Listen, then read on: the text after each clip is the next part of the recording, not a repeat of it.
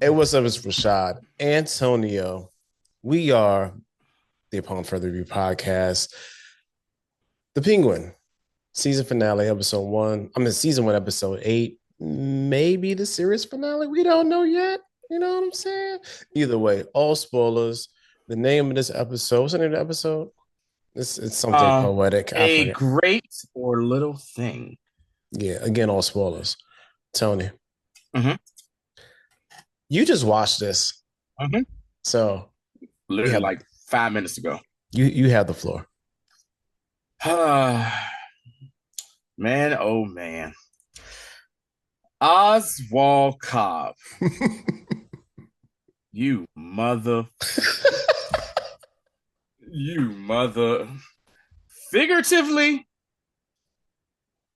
and literally. Oh God. I went there. Okay. You know what? Screw it. We're just gonna talk about it. Yeah, yeah, I'm go a, ahead I'm and a, talk, baby. so for those of y'all that haven't seen it, go ahead and stop right now and go watch this. For those of y'all that have, cool. For those of y'all that haven't, you don't care, you just want our opinion. I'm going right off the top with the spoiler. This man did in this episode what I thought he was going to do. And he killed Vic. He killed Vic, his right hand man. With his Vic, bare hands. with his bare hands. I'm talking about bare hands. Like he choked this. Okay, he didn't really choke this dude. He crushed basically his windpipe because how he had it, it was almost like the Darth Vader chokehold. He had like right here. It won't like on his around his neck because it's hard to choke somebody to death with one hand. Like he grabbed like his windpipe and was and I saw it coming. I saw it coming, and I'm gonna tell you why I saw it coming. Because, as I said when Rashad just kicked it to me, the Penguin is just a motherfucker. Yo, so the Penguin does what he does. Right. Mind you, in the process, we're gonna talk about how I have got to this point. His mother's in the hospital. He busts up into the hospital room with Vic because they defeated Sophia and the rest of her little crew. He's excited. Hey Ma, look, hey Ma, hey Ma, look Ma, look at the screen. They said everything I said. Look, Ma, we did it. I did it, Ma. I did it. I told you I was gonna do it, Ma. I told you. I told you, Ma. Hey, Ma. What the hell's wrong with you, Ma? Ma. His mom is like in the bed, unresponsive to nothing he's saying, eyes wide open. He freaks. Go get a doctor. Go get a doctor. Vic runs out. He's trying like to get his mom attention. Nothing. Nurse comes in, is like, hey, Mr. Cobb, we've been trying to get a hold of you all day, dude, to let you know what's going on here. What do you mean what's going on? And he's just like, your mom had a stroke. He was like, what? No, no, no, no, no, no, no. He said, no, man. He's like, no, she's healthy. This is no, she had a stroke. And basically, for all intents and purposes, your mother's brain dead. She's vegetative state right now. Vegetable. She's a vegetable. Vegetable. And he's like, no, but her eyes are open. She's looking at something. He's like, and so he snaps on the nurse, tells her, go get a doctor. And all he wants is to hear his mother or some sign from his mother that she approved and she's proud of him. And he's losing it. And he's crying. He's on his hand. He's on his knees on the bedside crying, Ma, please give me, don't do this to me, Ma. You're killing me. Don't do this to me. Vic is there to see all this. Vic consoles the Penguin, Oz. Then we cut to a scene where they're like in the park, I guess Gotham City Park. Oh, why that's so funny to me. It is. That's Gotham City Park or something, whatever. Gotham Central Park. Right. And they're like sitting on like a little stump out looking over Gotham Bay.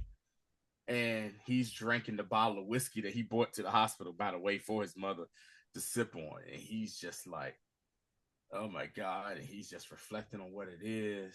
And Vic is like, hey, man, it's okay. I know your mom's proud of you. She's proud of you.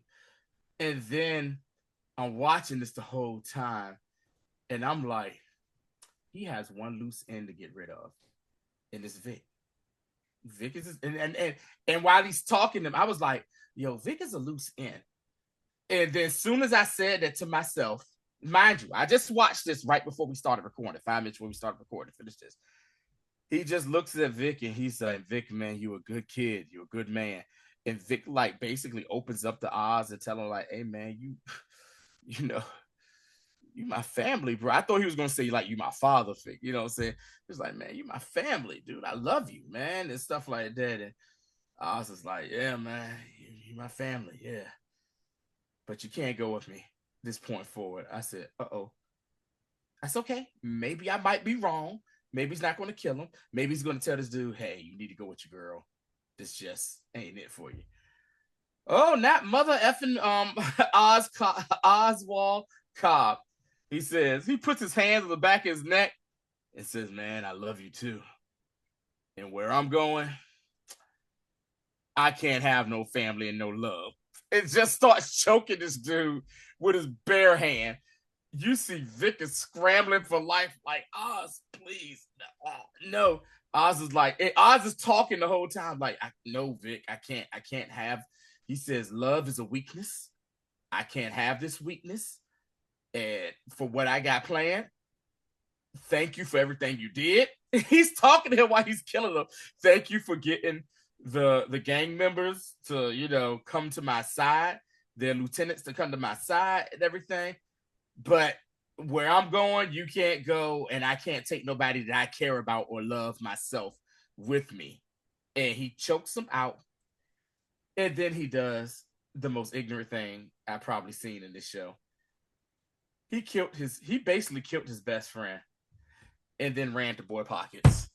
He ran his pockets. Yeah. I mean, even though it's because they trying to make it look like it's a robbery, you know what I'm saying? But the fact that I just want to say, we tried to tell y'all. He's not a nice man. He's nothing redeemable. We tried to tell y'all from episode 1. And if you didn't realize this, from the previous episode, as in, yeah, this dude sucks, then nah, man. I don't know what to say. He ran Vic's pockets, took his money out, looked at his ID card. I said, well, maybe he's gonna keep that as kind of like a reminder of, yo, this dude is the reason why I am where I'm at today. Because let's be real, Rashad, if it weren't for Vic, on a lot of occasions, he wouldn't be the person that he was at the end.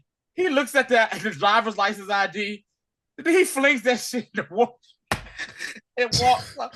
I said, yo, this dude is certified trash, man. Tony. And then the way, and then the way that we cut to the next scene, it's him. I guess I'm gonna say this may be like, let's just say like a 3-day time jump. There's no way in hell this is the same day. No, definitely not. So he went and got the Phantom, got the Phantom wraps in purple. You know what I'm saying? I'm sorry, Plum. My bad, Plum. Clean as hell. Clean. Had the hat. So I think that was a great callback to what true Batman fans know the Penguin to be. How, you know what I'm saying? Like, try to come off as a legit businessman, trying to be like the mayor. Yeah, definitely, because you can tell he just came from an event. He had the tail tuxedo. He had the whole top hat. Didn't he have? All he needed was an umbrella. If he had an umbrella, I was like, all right, y'all going too far. Or else a monocle. Nah, the monocle would have been too much. It would have been too much. Yo. But if he would have had crazy. But if he would have had the umbrella or like a cane to help him, it would have been perfect. And like you said, it's crazy, man. So what happened next? So we just getting the ending out. Yeah, I don't even care, yo. So he goes up. Yeah. He essentially, it looks like he buys a building. Yeah. Because the building is empty. Ain't nothing in this building. Nothing. goes up to the penthouse suite, you know what I'm saying, to the top floor, gets in there, and he legitimately took his mom out of the hospital and said, you know what? F hospice. She gonna be a hospice right here with me. And has her no nurses. No, that's what I'm saying. It's no just nurses. It's just them, and that's it. So has her looking out across the city, just like that, just the way that he said he was going. I'm gonna have you in a penthouse overlooking the city. You gotta have a whole city view, and he does that. And she sheds this this tear. You know what I'm saying? And it is the most saddest part of this entire thing, because she told him, look, if I ever go out and I'm comatose, yo, pull the plug on me. I'm done. I don't want to live like that. No. And the fact that the story is implying that she has the wherewithal to still think in her mind, but can't do anything about it. That means that she is literally trapped until she dies. You know what I'm saying? And then to add injury, it's almost like Get Out. Tony, she's in the sunken place. She's in the sunken place. Yeah, that hurts. Anyway, to add injury to insult, he goes into like the other side of this like whole floor of an apartment penthouse.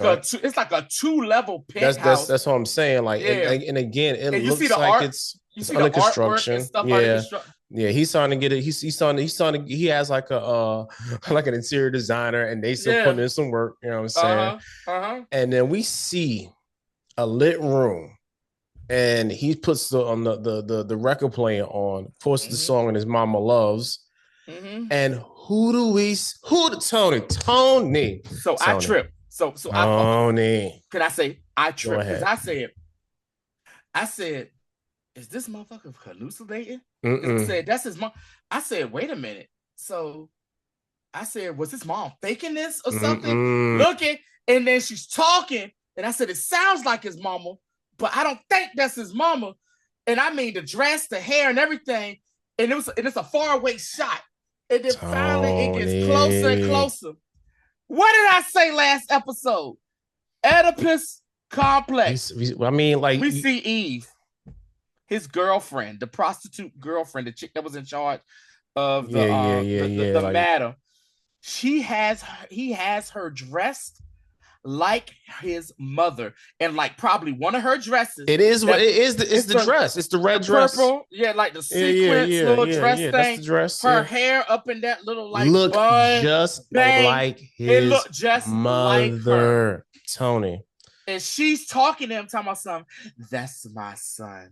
That's my big boy. You did a good job. He said, hey, do you tell me you love me? And this man actually says, I did it, Ma.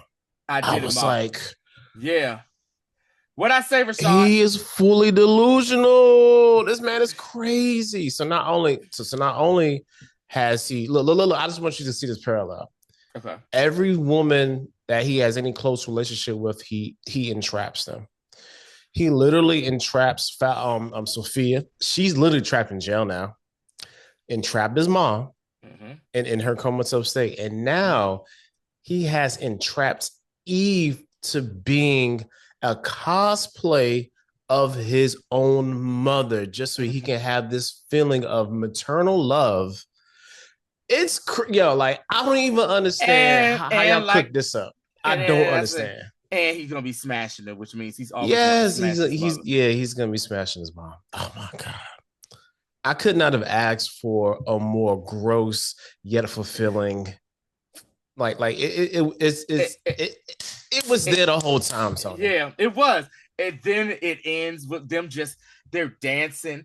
And when he's talking to her while he's dancing, he's like, are you proud of me, Mom? Yeah, Mom. Then he does, me and Rashad are grown men and they're grown folk. He does the most sensual thing that a man can do to a woman to let him know how affectionate he is to her. He kissed her on her collarbone while she was dressed as his mother.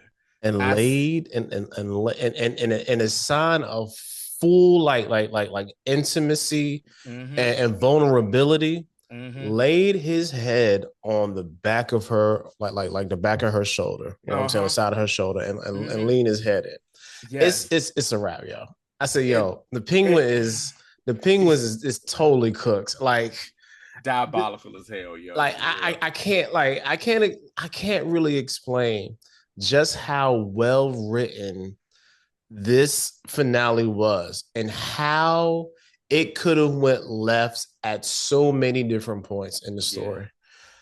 And then for the people that are like, well, where's Batman doing all this? You got your call back because when they You pulled got, out, yeah, they pulled you out. saw the bat signal in the shining in the sky to let you know what's about to happen with whatever they call this next the Batman movie or whatever.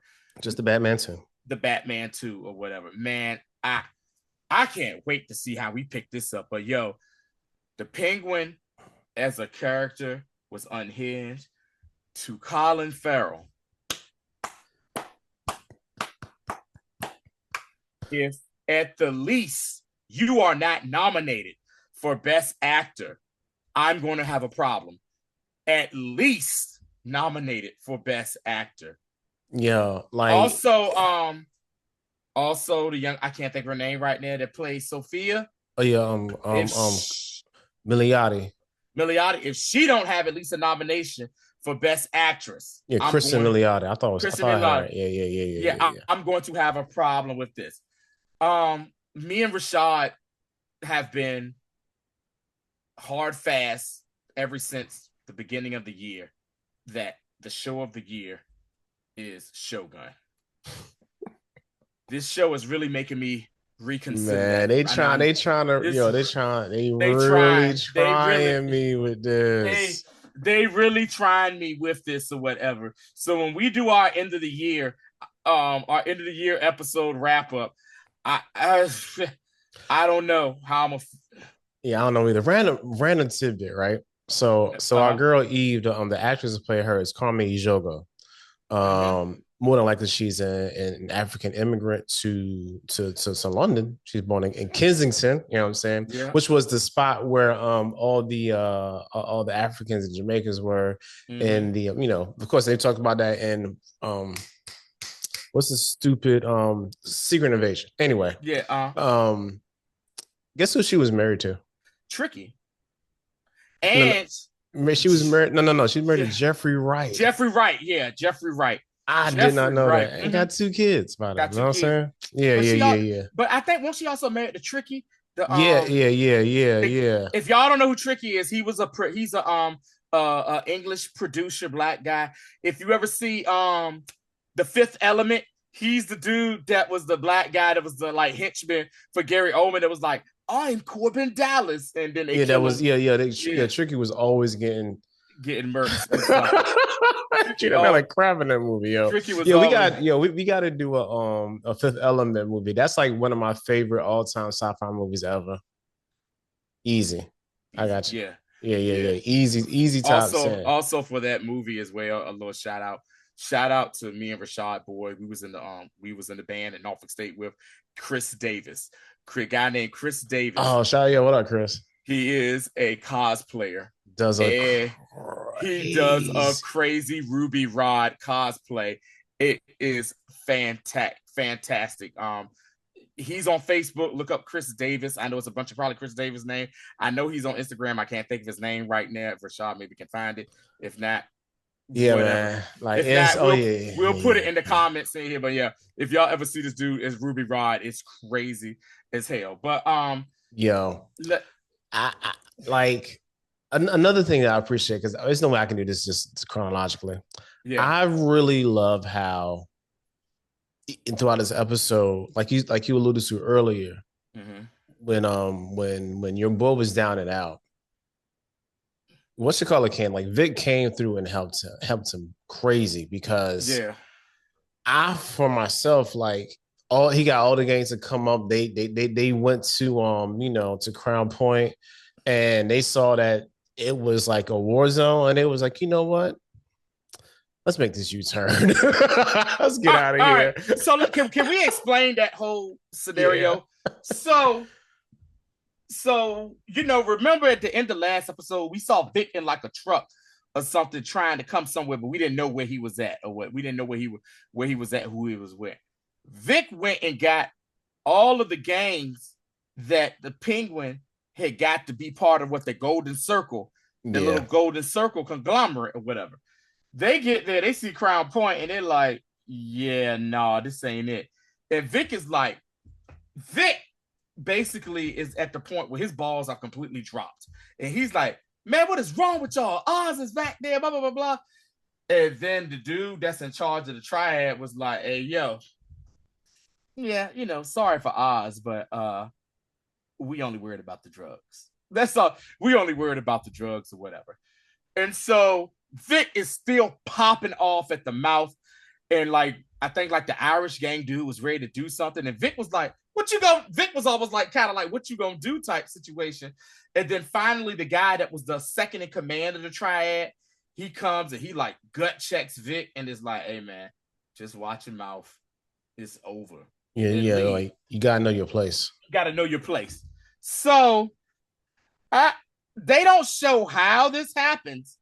So in the process, all the triad members go to the Falcone house or whatever. So how we get to that point is, remember, Sophia and Rush, they had Oz's mom. And, that's when they blew up Crown Point and they said, hey, meet us at the Monroe Lounge, which is where, his mom and them took him as a kid or whatever. And they've basically been dudes in that hypnotizing red beam, that red Knight Rider light machine.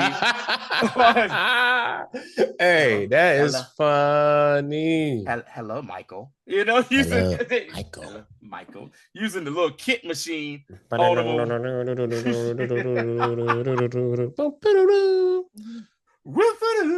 Anyway, so she's having flashbacks, and come to find out, Rashad, did they basically say what we might have thought, that Rex was the father to the Penguin and them kids? Is that what you that's what I got. That's what you gathered? I don't know. I wasn't even paying attention to that. I was more focused on the fact that he was willing to kill him. Right. So she's having a flashback to, she finds out her sons are dead, and Rex comes by to be like, hey girl, you good? And he's talking to her, and he was like, yo, let me pay for the funerals of those boys. They deserve her. And she's just like, and she finally admits to him, and she's like, yeah, look what I found in this motherfucker's pocket, in Oz's pocket. It's a flashlight. And he's like, yeah, what that means? She was like, he was with them. He killed his brothers, and I know he killed his brothers. He's always been jealous. He said he always wanted me to himself. And she, so it goes back to what we asked last episode, Rashad. What did she know? Yes, she knew. Yes, she did know. And I was like, good. I'm glad they answered that question. She knew the entire time, and she enabled him. So that's why she knew how crazy Oz was when she was talking that good stuff. That good stuff to Sophia, especially when it came to her, because she knew how Oz was crazy about her. She basically, that night they all went out to the that Oz and her went out to the nightclub, was about to have Rex like, yo, kill this little fat mother, because they killed my babies or whatever, cold-bloodedly. But somehow she, she changed her mind or whatever. And Tony, that essentially reconceptualizes Oz's entire ethos. Because think about it, like he uses that as his inflection point to have his mom as like, like number 3 God status in his life. And now it's like, yo, my mother was about to kill me. Yeah. You feel what I'm saying? And he didn't even know that. That's what I'm saying. So remember, they captured Oz, and they're at the meetup at the Monroe Club, and Oz is like bound to a chair, and he's snapping, and he gagged, and he's like, leave my mother alone, this and that, blah, blah, blah, blah. And Sophia's whole thing is, I'm tired of people lying. I want the truth out here, because she knows what the truth is. And she's like, tell your mother that you killed your brothers. And he's like, what do you... And Oz was such a convincing liar.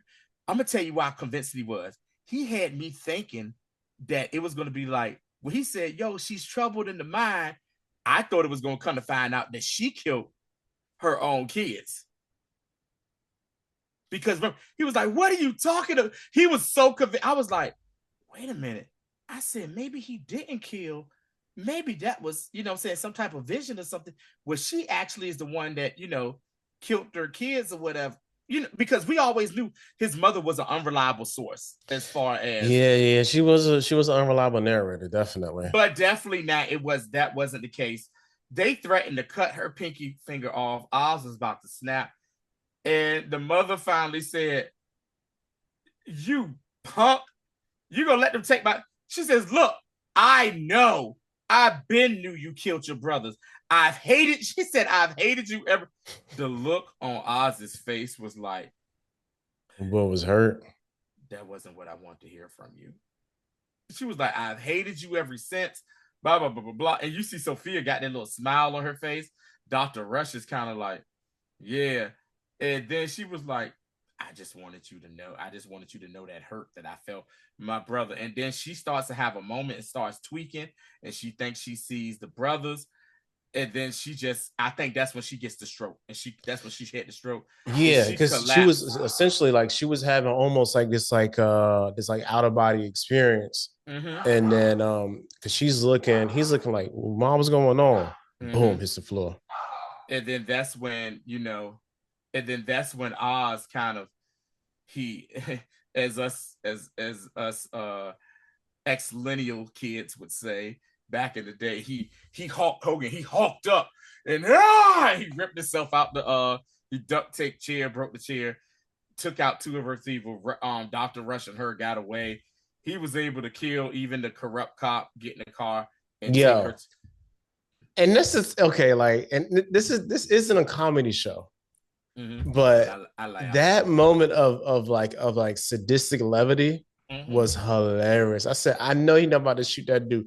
Boom, headshots him, and then you see blood on the screen, which was so unnecessary. You know what I'm saying? Yeah. But like, my man finished giving him his drop. He got his drops. He was, I'm feeling pop up, pop splatter. So that whole thing, yeah, man. Like Oz is cooked. Oz takes us to the hospital, and we kind of go back to what we hold. And I cannot I can't find kid's name. I know it's Giles' boy, and is that like his nephew or something? I don't know if it's his nephew or it's like his second in command. Yeah. I cannot remember his name. In between that point, Oz is able to get his mom to the hospital. He gets a hold of Vic. Vic comes to the hospital. They talk. Vic gives Oz a pep talk like Oz would normally give. And Oz was like, hey, you been working on that? You practiced that? He was like, got to learn how to project a little more. You get it from your diaphragm. Oz is such an idiot. Mm-hmm. And in the meantime, while that's going on, and this is after Vic tried to get the gang members to be like, hey, help him find Oz.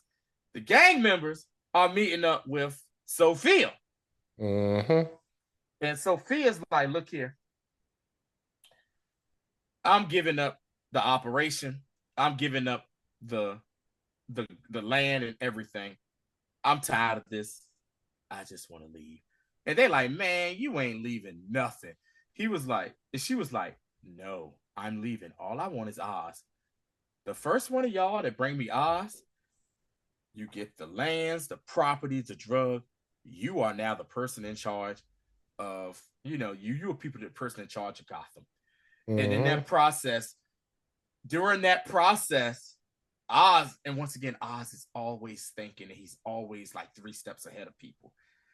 Oz basically already let Vic know what his plan was to an extent. He has Vic drop him off at City Hall. Yeah. And while he's doing that, Triad number 2, Lee, I think his name was Lee or something like the lieutenant. We're gonna call him the lieutenant guy, the young boy, the young triad dude was like, "Hey, is Oz with you?" I said, "Uh-oh." I said, "They setting him up." I said, "It's a setup." I said, "Hey man, look, just tell us where you are." He says, "Look here. Hey, Sophia got a bounty on Oz's head. Just tell us where you are, man, so we can come." And I was like, "Oh snap!" They're Yeah, gonna that's get what I him. thought it was too. So Oz goes into City Hall. He's like in the main floor of City Hall, looking at the mayor's little, Rial's little desk thing, and then you see the city councilman that he threatened to turn the lights on, and this is where Oz's plan is coming into motion. Oz is like, "Look here, yo, I'm about to make you the biggest hero in this city." He was like, "Look Uh-huh. here, you turned the water." He said, "You were the one that turned the power back on in Crown Point when people were hurting." He was like, "You got that explosion that happened out there. Y'all want to find out who did it." And he was like, "Well, who did it?" He was like, "Man, it was the Gigantes and the Maronis." He says, he didn't say Gigantes. He said, "It was the Falcone." He says, "It's always the Falcones and Maronis killing each other." He says, "It's always them." He said, he says, like, Ground Zero, that was the biggest drug operation lab in the city. He was like, you go down there, you gonna find Moroni's body, and you gonna find some of Falcone's people and stuff. And the guy's like, "Huh?"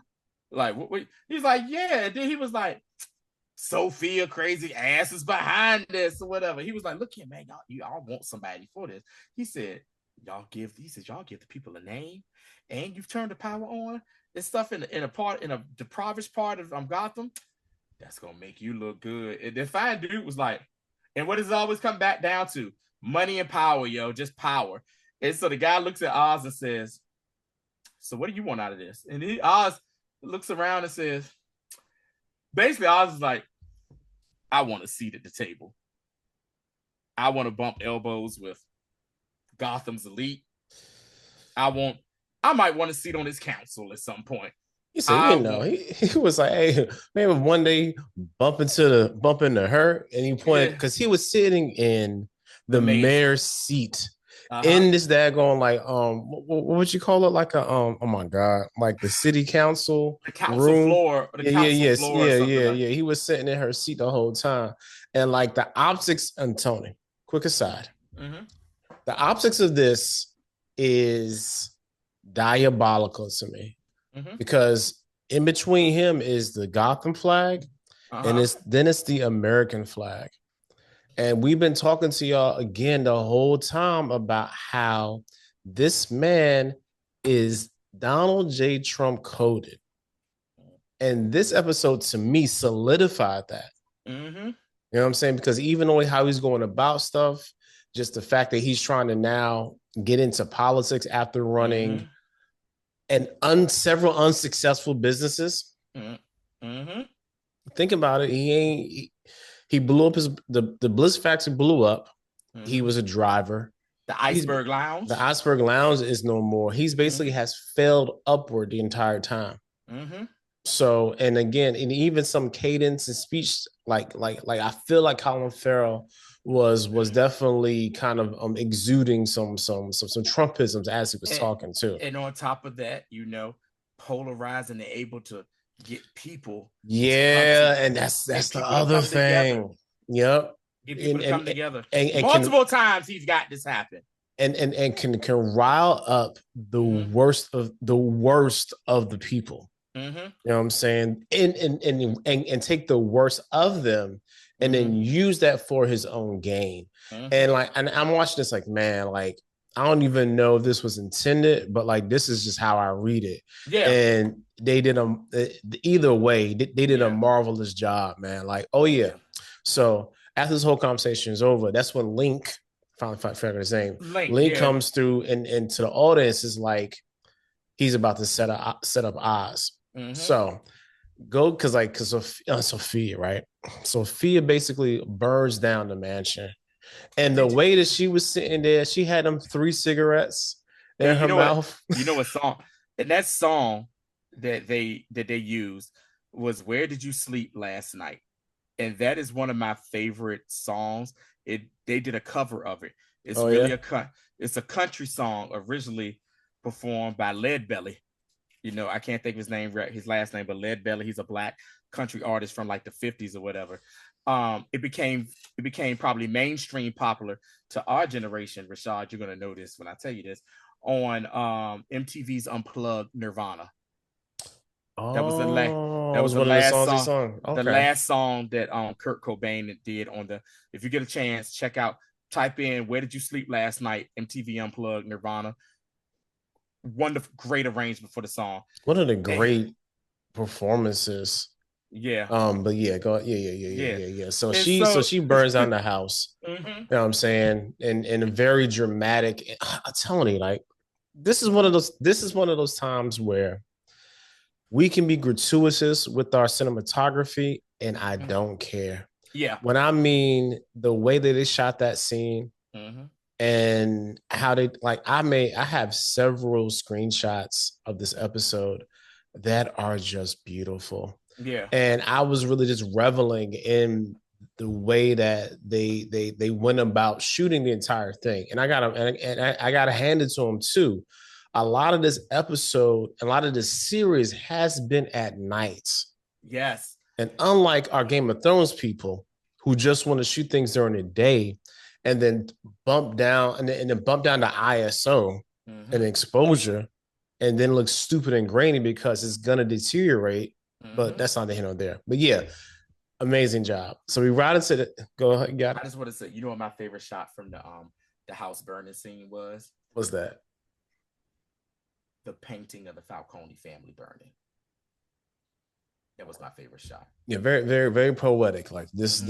this is it. Like she literally is burning, is has everything up in fire. She's burning it all down. You know what I'm saying? And then Yeah. leaving it all behind. As we're going to the hangar, Right. and this scene right here is So the just triad boss calls her and says, "Hey, we got Oz. We still along. Where do you want me to meet you at?" And she says, "Meet me hangar at Hangar five. 5." So they all meet up there. They got Oz. Oz is there, and Vic is there. man, and Sophie is like, I'm leaving on a jet plane. I don't know when I'll be back again. Yeah. And and she's like, you can She's tell like, she "I'll be gone till November. I'll be gone yes, till yes, for November." real. Yes. And she is complete. Yeah, I got a alert going on over there. What's going on? Oh, Oh that's yeah. the I'm just making sure this no, is we're an doing. attack warning. You know what I'm saying? So yeah. Right. So she is reveling in the fact that she gonna get the satisfaction of a job well done, of burning Mm-hmm. it all down, killing her nemesis, and then leaving to Italy, more than likely. Yeah. Oh no. So Link, so it's like a crazy. Go ahead, go ahead, go ahead, go ahead, go ahead.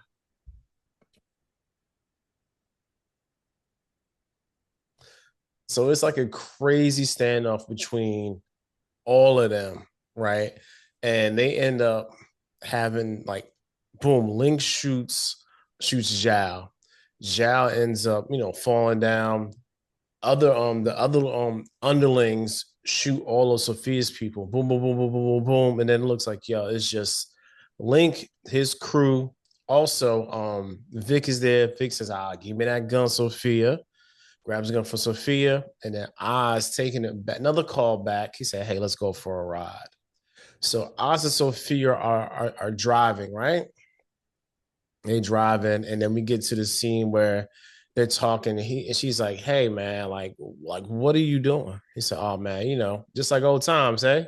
And she's like, "Oh, man," and she's in the back seat, like, "Yo, I know I'm about to die." And he's and essentially, she's like, "Look, I know you won. Let's just go and get this over with." So they end up pulling over. And he's like, all right, come on, get out of the car. Get out, get out. Puts the gun to the back of her head. And she is,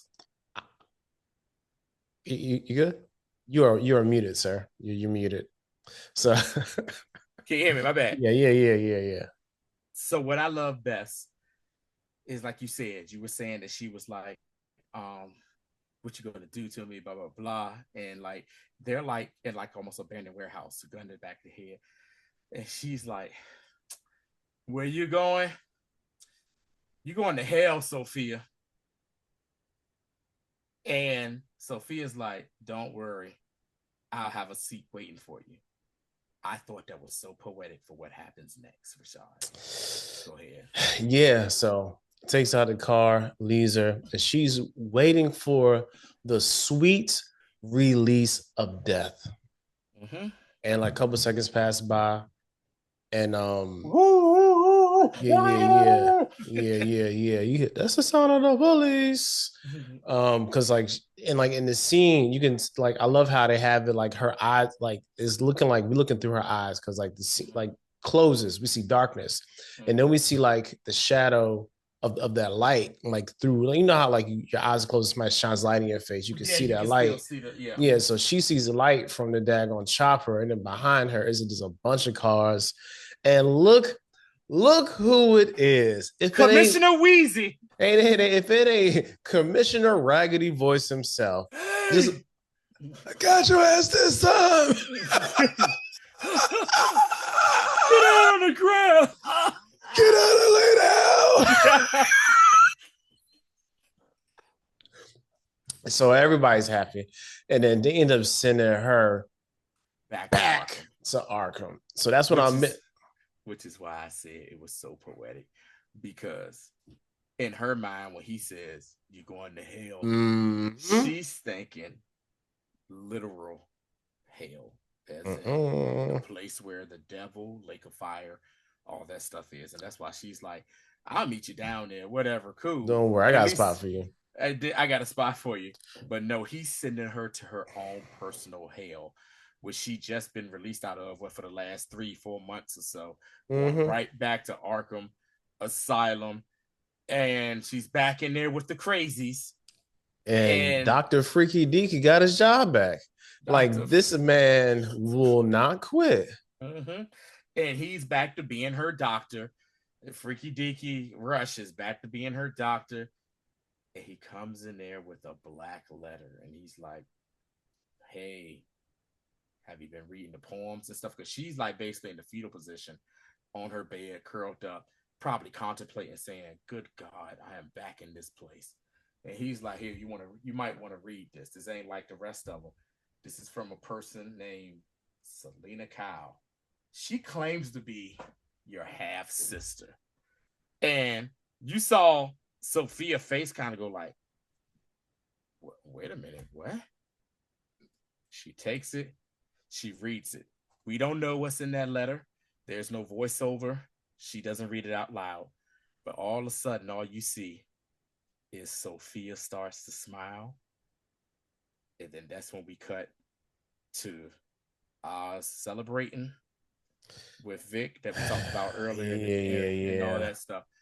And I really wish I knew what was in that letter. Yo, I mean, it's so many, like, that's basically the episode. Like, it's so the bet. Okay, all right. Let's talk about how much we know this series first. Okay. This series has A. Strong A. You know what I'm saying? Pause. But like I really feel like the way that the way that this series has been constructed and written, I am like, how can I say this? It's damn near perfect. Like the only like, and somebody was saying this online, it was like, oh, I didn't like all like the side characters and like unnecessary plots they had going on. I'm like, okay, I'm only gonna give you one, and that's Dr. Freaky Deaky. But everything else, and even him to a certain degree, like it still plays into the actual narrative and plot of the story. Like everybody has some sort of almost everybody has some sort of resolution to their character. If this was one season, which as of right now it is, they're talking about, hey, we might do a season 2. Colin Farrell is open to do a season 2. He just said that. So we could easily pick up right after Batman 2 and this be the bridge between this and supposedly they're already thinking about doing the Batman 3. So this could and also Matt Reeves said we're trying to do like other smaller like crime drama series like in this little small pocket universe of DC. But if this was just it's on its own, this holds up. And I am satisfied with it just being one season. Yes. This again, like we said a couple weeks ago, this may be one of the best limited series ever. Yes.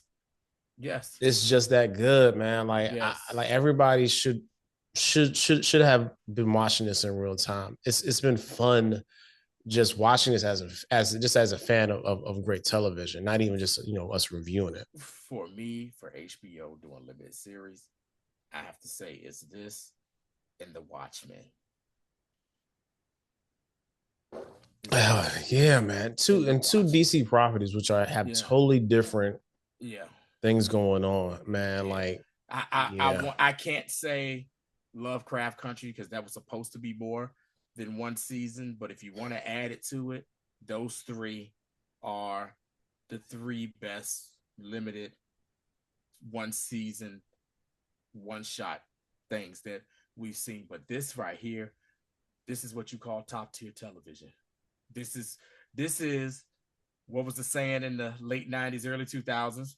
It's not TV. It's HBO.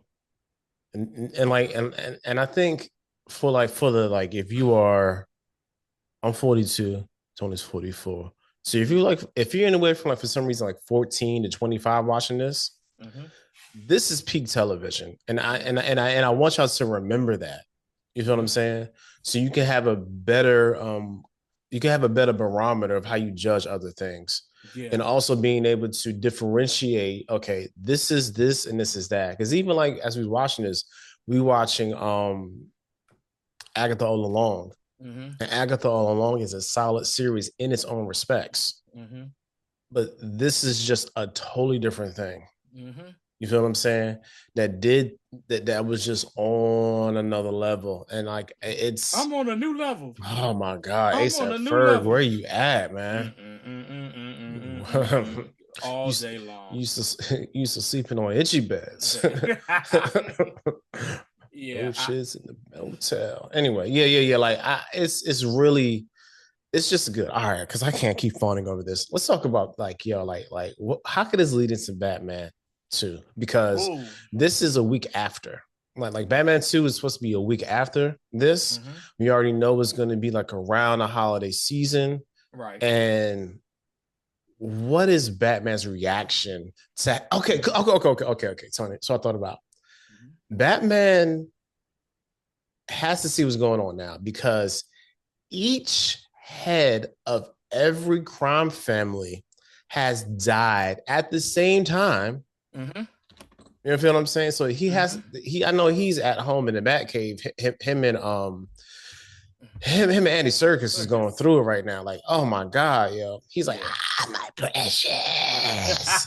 So just trying to figure out why is everybody dead? And then it's not gonna be hard to figure out oh yeah, it's the damn Penguin. But still, just going through that whole process of watching that, I hope we gotta touch on that. Have they said who the villain of this? Not yet. I have an idea for a villain. Okay, I gotta hear this. And it can tie into the Penguin. Okay. If we want to keep it gang level type stuff, which is, believe it or not, a lot of what Batman villains are about. Oh yeah. They're street level villains. You could introduce the Black Mask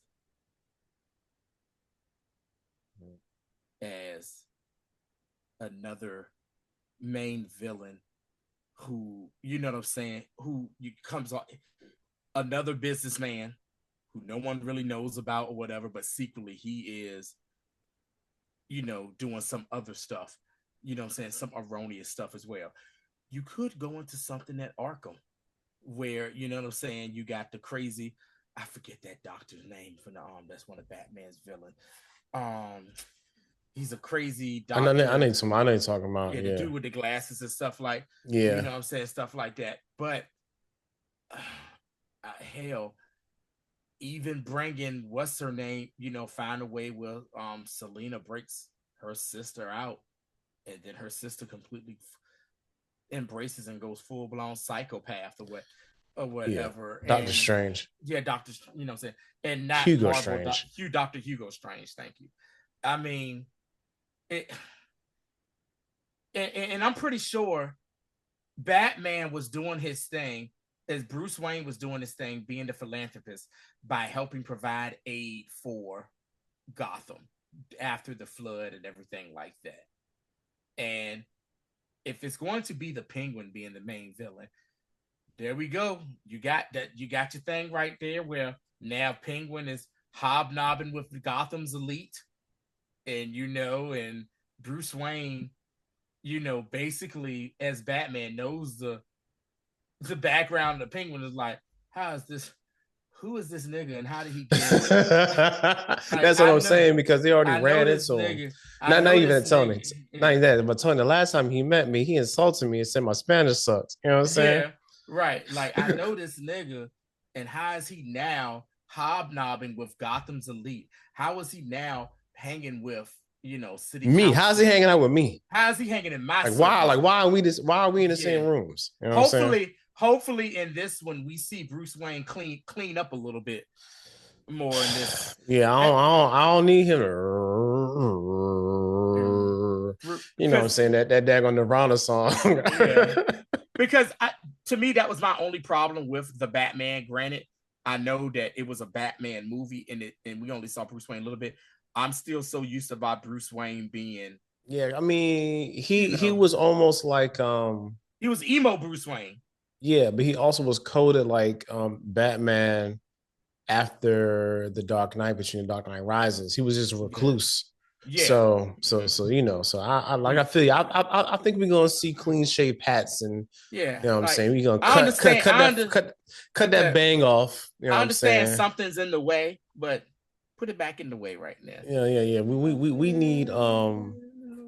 Yeah. We need we definitely need Bruce Wayne to be Hugo Boss down to the shoes. Which is why I've always felt that's why recently I always say Ben Affleck is like my favorite Batman, because I think he was able to pull off both and get you a man that can do both. And Ben Affleck really he did, you know what I'm saying? And he got jacked for Batman, you know what I'm saying? Because he be outside smoking heaters and stressed out. I think George Clooney could have been a great Batman. He had to look for Bruce Wayne, but he just had a horrible script and a horrible story to go with. Shout out Joe Schumacher, man. Anyway, but I really, because like out of those options are great. Mm-hmm. I really hope we get to the point where we can start setting up the quarter hours. Yes, because that has to be the true under everything is going on. Like we like we like Gotham's Illuminati. Like that's what I would love for it to move towards. Mm-hmm. Yeah, because that would be a great story to see on film, and just see Batman really reckon with the fact that his parents, especially his dad, was really trash for real. You know what I'm saying? Like, and him having. Remember his mom, like she was an Arkham. She had mental issues. She was a patient, patient at Arkham Asylum and stuff. Yeah, and the fact that his father had to get his hands dirty in order to get some things done, and we always know how moral Batman. Yeah, I mean, it's like from this storyline, he actually cleaned up bullet wounded Falcone. So they had a relationship. If he was even though he had his Hippocratic oath, he still was like, look, yo, I'm gonna help you out. And after that, Falcone helped him out. So like, that whole relational thing, and that's what made the difference in this was they showed relationships with everybody and how relationships make a difference in regard. Okay, when people are writing stories, especially ones that are drama or they're over a long time, if you don't establish relationships intertwined with character motivations, then the only thing you have is a bunch of people doing stuff. That's why the Batman was so good to me, because it really established a relationship between Falcone and the city overall. Mm-hmm. Also, his relationship with the cops, his relationship with with um with Selena Kyle to a sense, even though he didn't realize that was his daughter.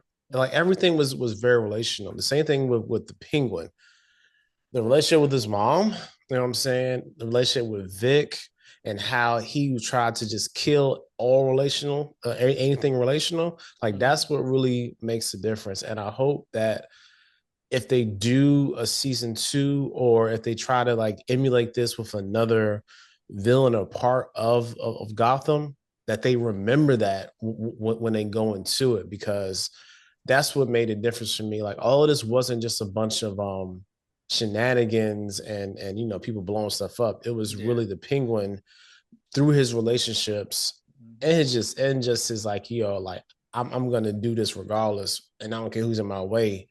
That's what made this series so good to me. Yeah.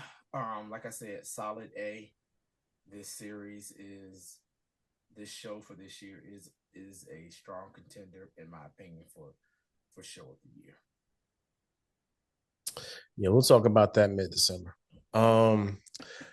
As I said earlier in my quick reaction to Marvel What If season 3, next Monday we'll be back reviewing all the spoilers for probably our favorite movie franchise right now, and that is Doom. Marvel. That ain't Marvel. DC.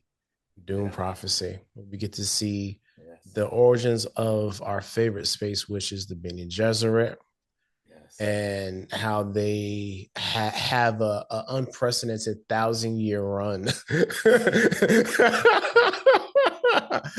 In the words of LaVar Ball, never lost. Or hey, with Jay-Z, 6 summers straight, 1,000 summers straight, yo, for real, 1,000 summers straight, never lost, undefeated. Also, too, I want to say, I'm excited because me and Rashad's favorite director of this generation is in the process now of working on his next film that should be coming out in 2026. Cast is looking crazy. Matt Damon, Lupita Nyong'o, the couple, Zendaya, Tom Holland. I'm about to say Hardy. Tom Holland. There has been no information given about what this movie's about. Just some rumors. Like and I don't even care. Okay. It's Nolan. Yeah, I don't care what it is, man. Like I'm putting how much we love Nolan. We was trying to go see Nolan in New York. We were trying to see Interstellar on 70mm. That's how bad. Like I'll take it a step further. I bought 2 tickets. I bought a ticket to Indianapolis and I bought a ticket to Dallas. The flights and times just don't work out for me. But like I would have went to Dallas. I would have definitely went to Indianapolis. The Indianapolis has like a layover, and the Dallas flights is just too much. I'm not paying that much. It's not. Yeah. I got to be fiscally responsible. So you got to rein yourself in. I definitely, because I was at his computer last Thursday, like, yo, I got to see it. And the New York trip would have just made a lot of sense for me. That is a very easy trip for me to make in car or plane. Anyway, but yeah, Christopher Nolan, the greatest filmmaker of our generation, will be back. He's going to return to Vern in 2026 with some sort of weird time travel-y, timey-wimey movie that's going to make me cry. It's going to be thinking about friendship and family. Doesn't matter. You know, they're going to say Christopher Nolan has figured out how to time travel like he did for Oppenheimer when he recreated an atomic. I just can't wait. Stupid, yo. I can't wait for that too. For it either, also, Denzel in Paris, 11 days from now. I mean, I'm sorry, Denzel in Rome. Denzel in Rome, 11 days from now. And for you super artsy folk, Wicked 2 is coming out. Not Wicked 2, but Wicked. Well. Yeah. Won't be watching that. I'm about to say. And for you horror folks, Nosferatu on Christmas Day. I'm interested in that one. Oh no, you are. You talk about that at the top of the year. So I know you're interested in that. Nosferatu. Yeah. Yeah. That's all we got for this one, man. We really appreciate y'all. If y'all stay this long, real MVPs. Yeah. Like, share, subscribe. Like, we need to get this out to more people. We almost at 2K on YouTube. Stop playing with me. Come on, tell your friends. Yeah, man. Like, just say, hey, man. I know two black guys who really be talking that talk about this movie stuff. They know what they're doing. They're college educated, master's levels. One is in the business. I just teach English. Like, and we need y'all to subscribe to the thing for real. But yeah, we be knowing. We be knowing. Till next time.